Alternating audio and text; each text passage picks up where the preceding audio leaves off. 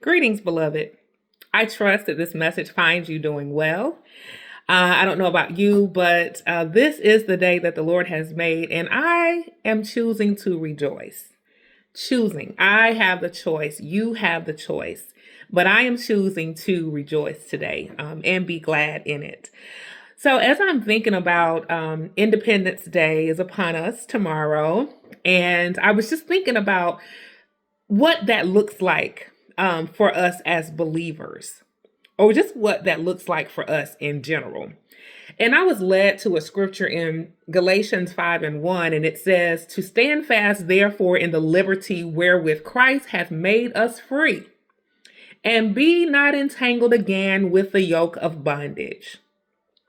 Stand fast, therefore, in the liberty, aka the independence, wherewith Christ hath made us free, aka independent, and be not entangled again with the yoke of bondage.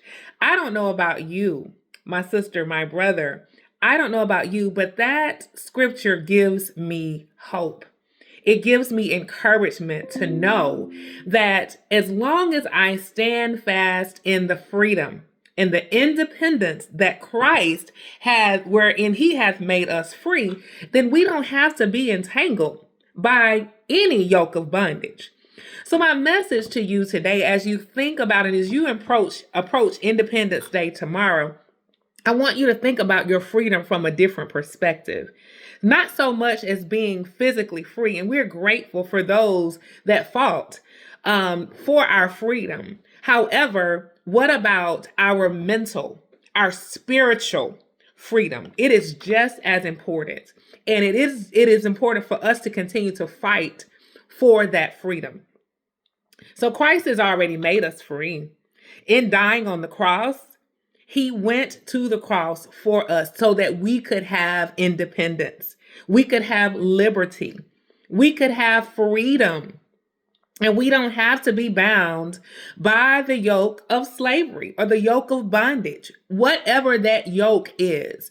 So what I want you to do on this eve of Independence Day is I want you to think about, what are those yokes that have you bound right now?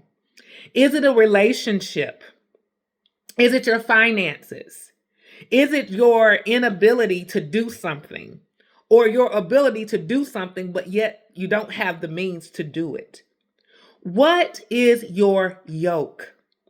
And so as you think about the yokes, that are in your life, maybe it's, an overindulgence of something.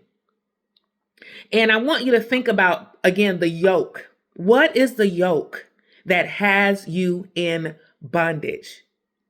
I've talked to you all before because I've talked about the enemy, right? And the enemy is the inner me. So we're always up against the fight with the enemy, aka the inner me. But God has given each of us the power and the authority to bind whatever we need to bind and to loose whatever we need to loose. Because it's already been bound in heaven and it's already been loosed in heaven. And so we have that same power and authority. And I want to encourage you all, as you walk into this season of freedom, this season of independence, I want you to, when you wake up tomorrow morning, that you have a new and fresh perspective about what independence really looks like. So Christ wants us to be free. He's already made us free. So stand therefore, my friends, in the liberty, in the independence wherewith Christ hath made us free. He's made us free. And be not entangled again with the yoke of bondage. You don't have to carry those weights, my friend. Release those. Cast your cares, every care, on him, because he cares. Yeah, that's all we have to do.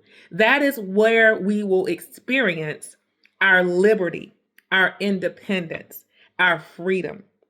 And we can celebrate in a new and refreshing way tomorrow.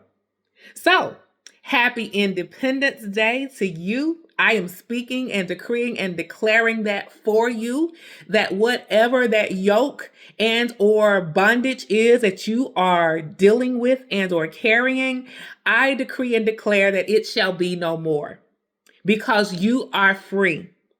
And whom the Son sets free is free indeed.